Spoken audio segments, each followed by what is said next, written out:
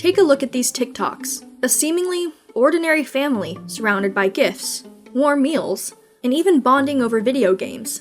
But the further you scroll through their content, the more they expose their questionable choices. You're clearly sick. How is this even legal? At this point, this has got to be rage bait.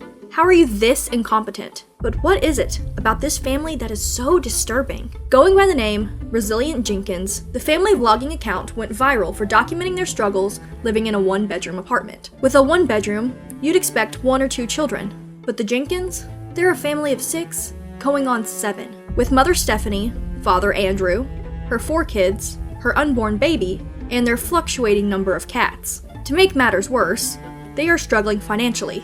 Stephanie is a stay-at-home mom, while Andrew was allegedly working self-employed jobs, such as DoorDash and detailing wheels. And their location, Portland, Oregon, doesn't make it any better, as one of the states with the highest cost of living in the US. All of this meant money was tight, and living spaces were tighter. Since there was only 1 bedroom, did that mean everyone shared that 1 room?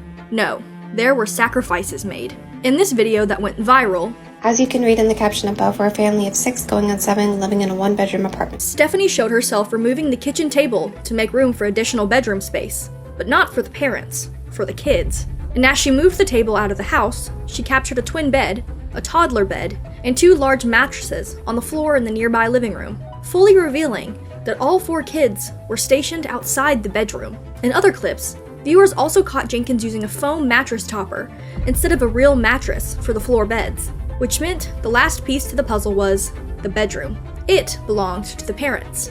Yes, sometimes the truth is hidden in plain sight, and the small details tell the biggest stories. Just like today's sponsor, June's Journey, where every clue you uncover brings you closer to solving the case. Set in the glamour of the 1920s, June's Journey immerses you in a thrilling investigation filled with family, secrets, love, betrayal, and social injustice. You'll play as June Parker, a smart, independent woman determined to uncover what really happened behind her sister's suspicious death. From searching crime scenes for hidden clues to solving puzzles, every chapter is filled with unexpected discoveries. And with new chapters dropping every week, there's always another mystery to solve. And now, I have a challenge for you. Look closely at this crime scene. Can you spot a crucial clue? You can get a hint by solving this riddle. If J equals 10 and P equals 16, what does 6, 15, 15, 20, 16, 18, 9, 14, 20 spell out? Think you've cracked it? The answer is footprint. Let's look at the crime scene again. There's a muddy mark near the victim's body. Was someone else there? What does it mean? It's up to you to continue the investigation. Download June's Journey for free on iOS, Android, or PC by clicking the link in the description or scanning the QR code. Let's solve this mystery. Now, what about the Jenkins family's puzzling living situation? What did the bedroom reveal about the parents? Let's take a look inside. It was by no means any small bedroom, fitting a full or queen-size bed, multiple dressers, many other shelving units around the room, and even came with a closet, all while still having space to walk around the room. But the part that really caught viewers' attention was the extra accessories, like neon lights, 2 TVs, and a PlayStation 5. This made the living situation feel less like dire circumstances and more like a choice to viewers. I can see the priorities. PS5, but no beds is crazy work. If I ever was struggling, had that many kids, and was living in a 1-bedroom apartment, the kids are sleeping in the bedroom, while me and my partner are sleeping in the living room. And a PS5 isn't cheap. We looked up the Best Buy in Portland. It's about $500 US, more than enough to help their sleeping situation. The cheapest bunk bed and mattress is only $149, and $69 from IKEA, which is available in Portland. Multiply that by 2 to fit the 4 kids, that's $436. Since then, the 2 floor mattresses have been upgraded to a bunk bed in the kitchen. But people still had an issue. As one person put it, the 1 bedroom is bad, yes, but they make it worse by how they utilize the space. 2 bunk beds in the room and pull-out couch for mom and dad. What if someone breaks in? What if the kids are rummaging the kitchen at night? Yes, a kitchen bedroom exposes children to hazardous appliances and sharp utensils, all while unattended. If this wasn't carefree enough, people noticed the lack of attention to details when the parents placed a produce basket within arm's reach of the bunk bed, shocking viewers. It is the stinky onions next to your kid's bed for me. Maybe move the onions against the cabinet wall. And the living room bedroom appears to be next to the front door, which can be dangerous if a child escapes, and also puts the children in a vulnerable situation if a burglar broke into the home. Even if there is a safety alarm in place, once the doors open, anything can happen. To solve these issues, the Jenkins could give up their safe, enclosed bedroom space and their large bed to fit 2 bunk beds for all 4 children, and then downgrade to a pull-out couch in the living room that also serves as a seating space for the TV. This inability to give up their bedroom only led others to believe Mom and Dad don't want to lose their privacy. But even if the parents really wanted their privacy in the bedroom, they could still avoid a bunk bed in the kitchen. If the Jenkins got rid of the 2 single beds in the living room and put 2 bunk beds there, they would free up room in the kitchen for their dining table. Just to really drive this point home, we made mock-ups of the living room and bedroom to show how the space would be much less chaotic. This is the bedroom before with the parents' belongings. This is the bedroom if it belonged to the children. This is the living room before with the kids' belongings. This is the living room now if the parents were willing to use a pull-out couch. And this wasn't the only evidence that the Jenkins' priorities were skewed. Let's go back to February 2024, when the family got a second vehicle. But it would just be an absolute blessing to have a secondary vehicle because it would give me the freedom to get out and do my own thing. A car, even if bought used, can still cost thousands, not to mention the cost for upkeep. To have a second vehicle simply to do my own thing would only add more financial burden, as she would need to pay a nanny to babysit the kids if she left. If she only needed to go out once in a while, then sharing the existing vehicle with her husband when he's back from work seems like the more financially responsible decision. But were the parents' priorities as displaced as the purchases of a new car, a widescreen TV, and PS5 made them appear? To viewers, it seemed the only time the parents practiced frugality was when it came to purchases that could benefit their children. See, aside from lacking a normal bedroom for the children, the parents didn't own a washing machine. Instead, they did their laundry at a community laundromat. Just much prefer to do our laundry at the laundromat. It's a lot quicker and a hell of a lot cheaper. While if it's true that these appliances can be pricey and large for a 1-bedroom apartment, there are smaller, more affordable options, like this portable washer and dryer that's compact and less than $200. And while a laundromat might be the most energy and cost-efficient option for many, in a family of 6, it might not always be practical. We filled 2 45-pound, 1 75-pound, 1 35-pound washer with 2 weeks worth of clothes. You heard that right, we have not been able to get to the laundromat in 2 weeks. I mean, as you can tell, me and my daughters are rocking pretty heavy clothes for 90-degree weather. We were literally using the last of what was in our drawers. Speaking of cleanliness, this was another matter that viewers believed the Jenkins seriously neglected. After all, while Stephanie talked a big game when it came to her daily chores, while dinner was cooking, I got the kids' area all straightened up, vacuum with my handy-dandy hose, and I take this rug outside and shake it off almost every day. The frequently dirty rug and messy bed told another story. In fact, in a TikTok, Mama Jenkins revealed even their laundry had gone moldy. "You can judge me, I judge me," Mama Jenkins captioned the video, and judge the comment section did. Not working all day and living in squalor is wild. This is unlivable conditions for children. That's a health issue. Breathing in mold is dangerous. You should consider establishing healthier habits before having more kids. Yet, every time Stephanie did clean, there the proof was, posted to her TikTok. It was definitely time for this bathroom to get a clean bathroom. I'm currently sitting in at 2 a.m. to do this voiceover because everybody's in bed. Did you catch that? I'm currently sitting in at 2 a.m. to do this voiceover because everybody's in bed. Yes, this was how dedicated the mother was to her content. As for whether she had the same level of dedication to parenting, well, that was up for debate. See, it wasn't just the Jenkins apartment that was in desperate need of a washing, but the Jenkins children too. At least, that was for the chorus echoed amongst viewers after the mother revealed her children had lice for months, almost the whole summer. This shocked people. It takes about 2 days of cleaning and delousing to get rid of them. You are doing something wrong. 4 months? Did their schools know about this, or did they just not go? What the hell? Dealing with lice on and off like this as a child was serious psychological torture. It should not have lasted for months. While lice infestations are typically more of a nuisance than a direct health threat, having lice untreated for many months can cause open sores that increase the risk of bacterial infections and cause stress that leads to social isolation and self-esteem at school. As for how the lice got there, one viewer alleged Jenkins' household was symptomatic of a bigger issue, commenting, "I knew the lice conversation would occur. Y'all are a classic case of addicts. I know the truth. The commenter is likely alleging that someone with substance addiction may struggle to maintain stable routines or cleanliness due to financial issues or impaired judgment. And while some viewers found the theory humorous, others described this mindset as ignorant. See, while lice might carry a stigma, according to Cleveland Clinic, it affects people in all socioeconomic classes, and it's not a reflection on cleanliness. Then again, it wasn't just the lice outbreak that had viewers fearing that the Jenkins apartment was a toxic environment for pets and children. But how were the family's furry friends in danger? Well, according to a TikTok posted by Stephanie, one of their cats had a skin infection the family was too broke to treat, leading them to consider rehoming the cat. She captioned the post, "We do everything to stay resilient, but it's so hard sometimes to keep up on everyone's needs. The kids are healthy and fed. The cats, I can't say the same thing, and it breaks me. My kids deserve every opportunity just like anybody else's kids. I can barely get any of those opportunities. I didn't want for having an animal to be anything but enjoyable good memory for them." A number of people emphasized with Stephanie and expressed their support, but most celebrated the cat's freedom. To some, however, they feared that this was only the tip of the iceberg. If your cats are getting skin infections, I could only imagine what's going on with the kids, even bringing up concerns for their unborn baby. Also, pregnant women cannot be around cat litter.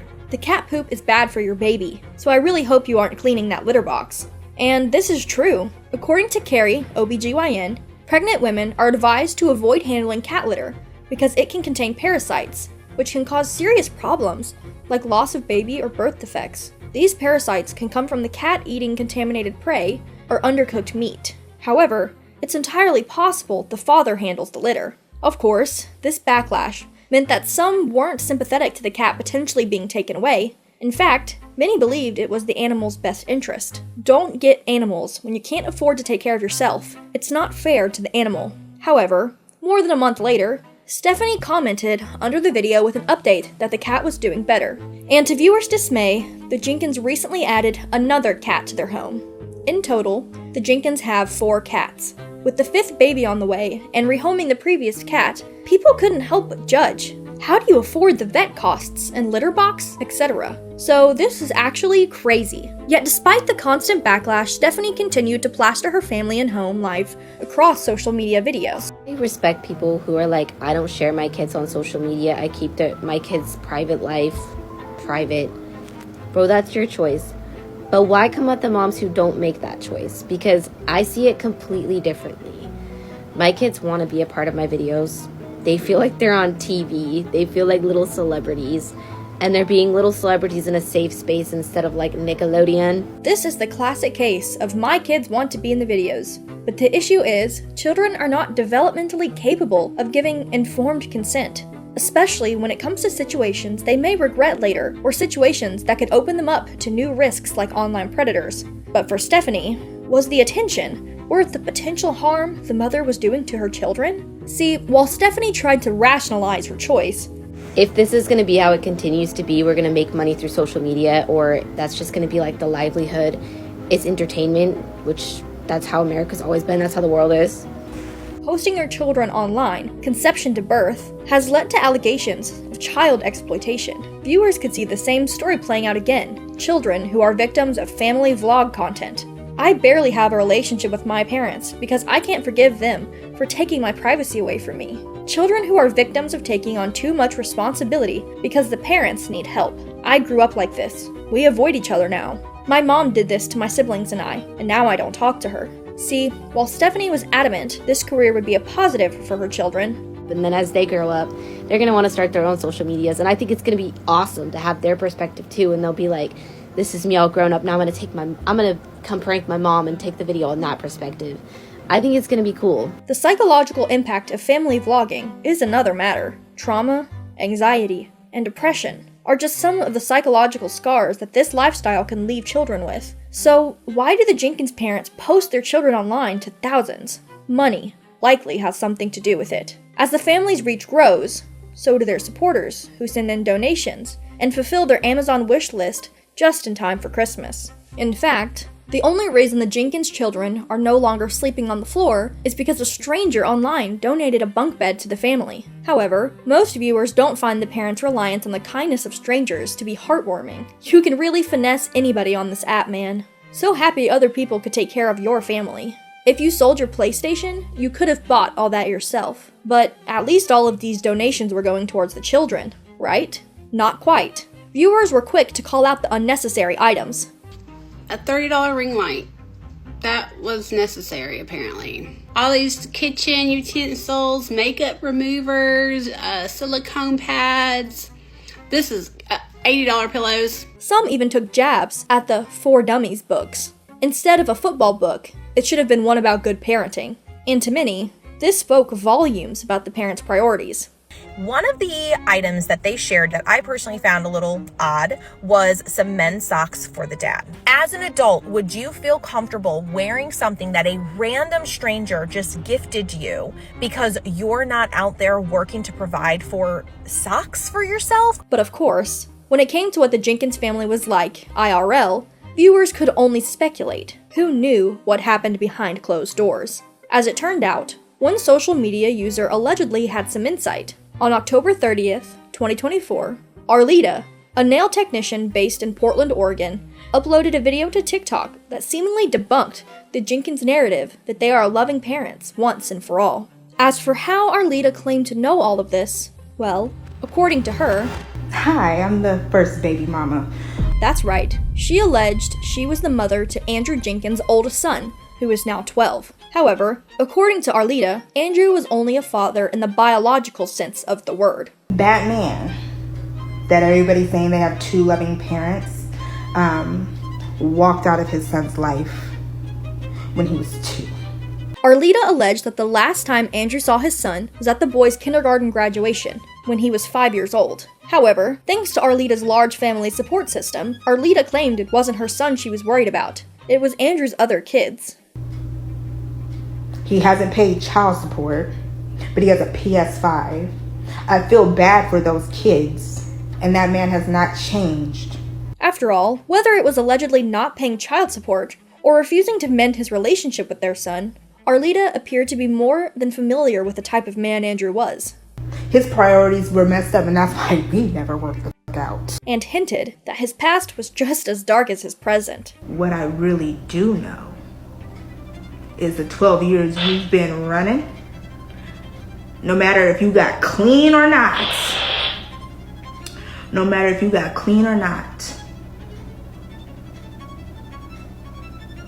you're still doing the same bull. But while she could give her son a new last name, Andrew and Stephanie's other kids were left with no bedrooms and allegedly forced to star in their parents' TikToks. You're an embarrassment. She's an embarrassment. I don't care what nobody says. At the end of the video, Arlita gave an intense message to Andrew and Stephanie. Keep thinking that they're in a house with 2 loving parents. No, they're in a house with 2 selfish parents who don't care about their upbringing and live nasty. So resilient Jenkins, keep thinking you're about to be blessed. Because she's about to hit the fan for you, Andrew. For you. Within 24 hours, on October 31st, 2024, the Jenkins released a recorded video in response to Arlita. I've been paying child support via garnishments ever since I can remember. For those who don't know, wage garnishment is when money is deducted from a person's personal earnings and put towards a debt, like child support. But even with garnishments, Andrew seemingly wasn't pulling his weight. I think I owe $6,000 is all I owe, which most of that got taken care of last year. I'm 4 or 5 months behind. Things happen. And when it came to answering why Andrew wasn't involved with the child's life, the Jenkins were just as vague. It's not their life for us to explain. It's our life, it's our perspective, it's what we've been through. Well, people are going to judge regardless. The Jenkins also tried to clear up speculation that they only gave their children foam toppers to sleep on. Had frames, they had mattresses, sheets, pillows, the works, even little drapes on their Princess tapestries. Yeah. As for why all of this was removed, well, according to the Jenkins, that was their kids' fault.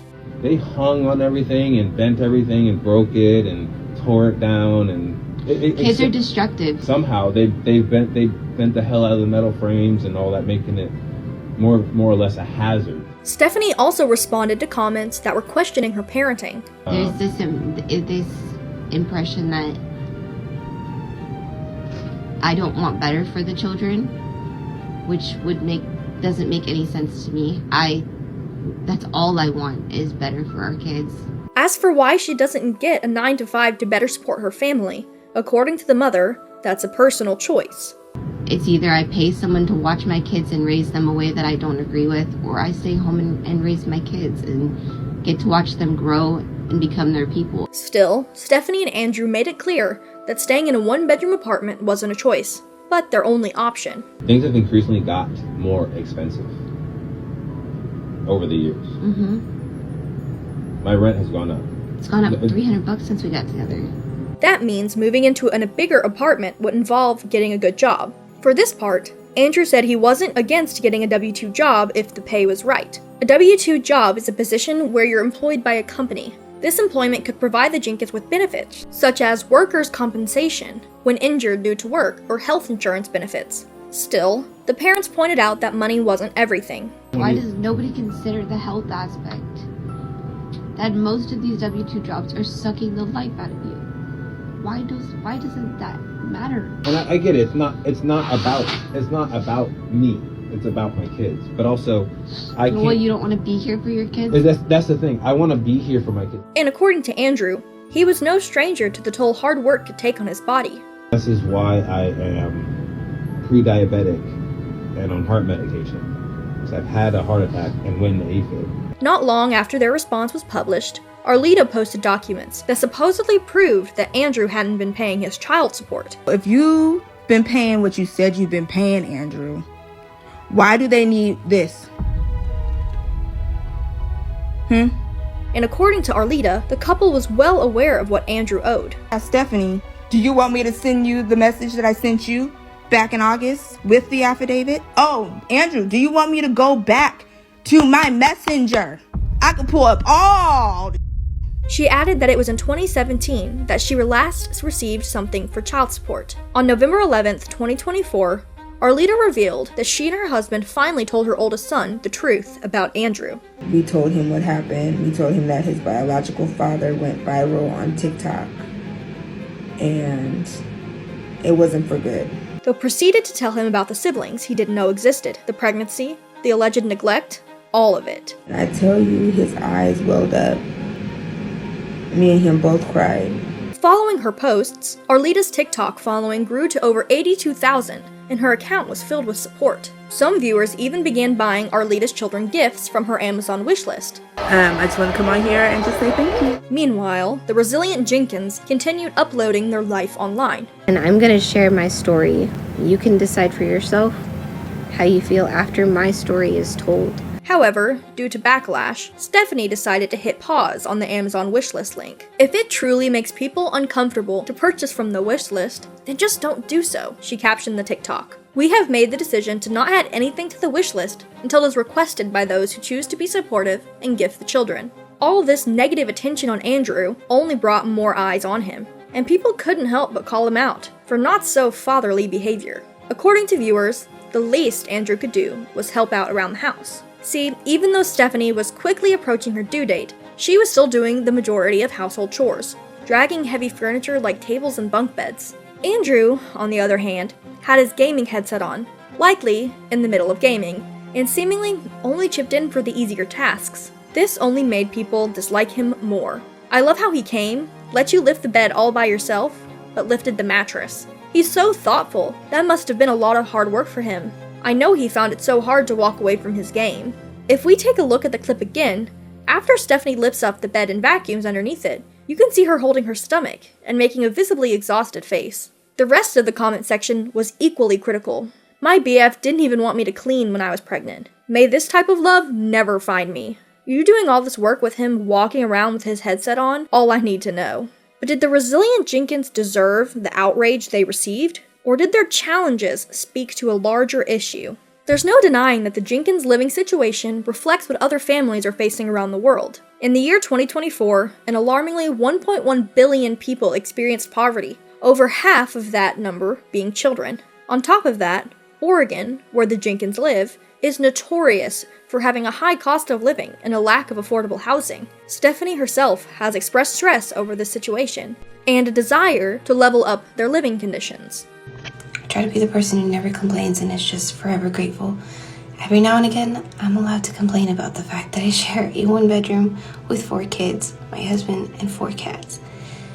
And my insomnia is the worst part of it because am I supposed to be in the middle of the night when I can't sleep?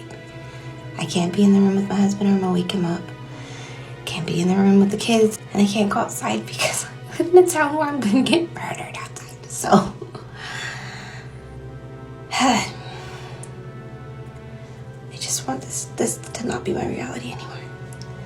While some offered words of support, the majority of viewers were convinced that Jenkins weren't trying hard enough. I'm hearing complaining, but I'm not seeing solutions. Doors only open when you work for them. Perhaps Mr. Jenkins should work, even if it's 3rd shift. Others outright felt they were being irresponsible. Sounds like the consequences of your own actions, Queen. Cry me a river. You're not allowed to complain. It was your choice to have those kids. And as you've noticed, the common theme in this video, a lot of the backlash came down to misplaced priorities. You'll get harmed outside, but your kids sleep by the front door? 4 cats is a literal choice, not an accident. And to make matters worse, this video was posted in October 2023.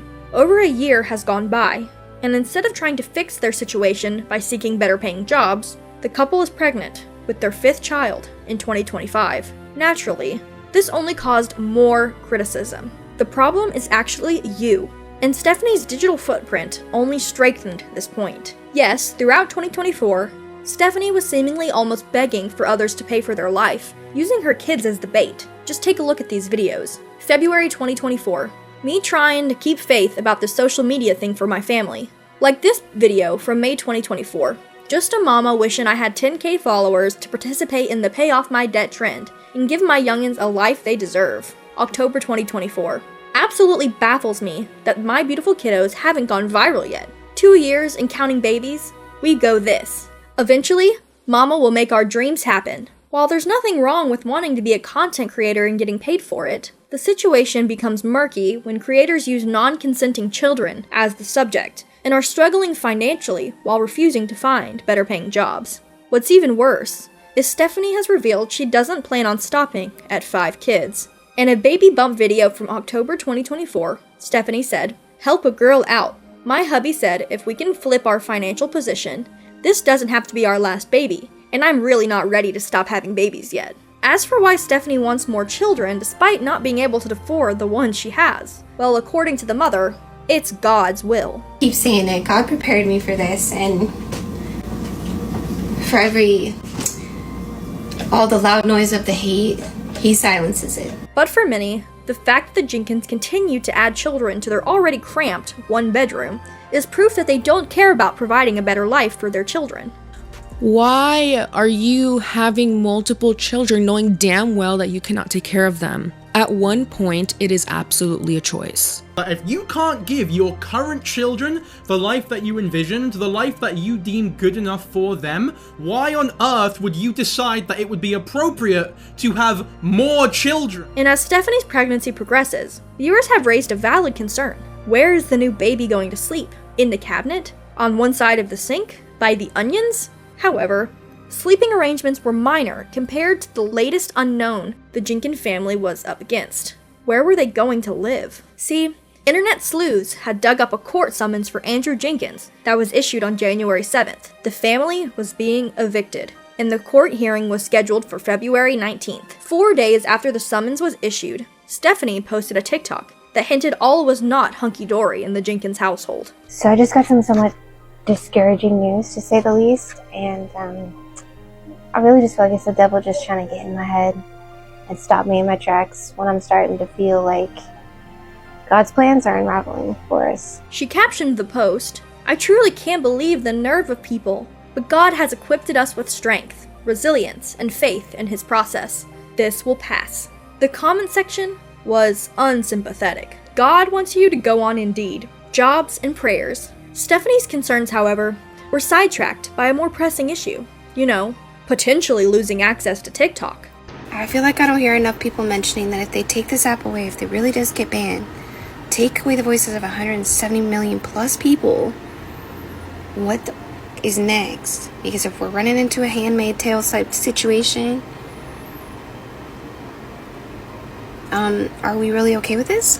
Safe to say, the comparison between Margaret Atwood's dystopian novel and the TikTok ban didn't land with viewers who believed they saw through Stephanie's outrage. She's just mad they won't have an income anymore. She's freaking out, lol. Can't beg on here no more. He should be getting a job, and should have had a job. Hope this helps. Yet despite providing followers with her Amazon wish lists, and her posts pleading to go viral, after the ban was paused, Stephanie claimed her TikTok journey was never about profit. I was actually in the process of editing this very video when TikTok went dark on us last night, and my heart just instantly sunk. I mean, I've been on this app for over like 4 or 5 years now. For me, it actually had nothing to do with the money making on this app. It mostly had to do with all the connections I built over time. It was in the same post that she admitted they were leaving the one-bedroom apartment. With the baby on the way and the anticipation of, yes, being able to try to move as soon as possible, we've been trying to get as many unnecessary things out of the home. Viewers were quick to blame the parents.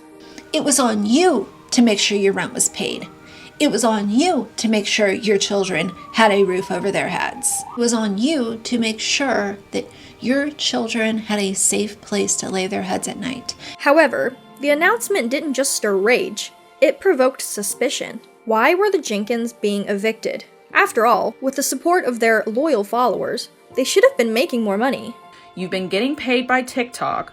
We also know that you've been getting a lot of other benefits, and your crusty fans have been buying all of your stuff for free on TikTok. So why are you getting evicted?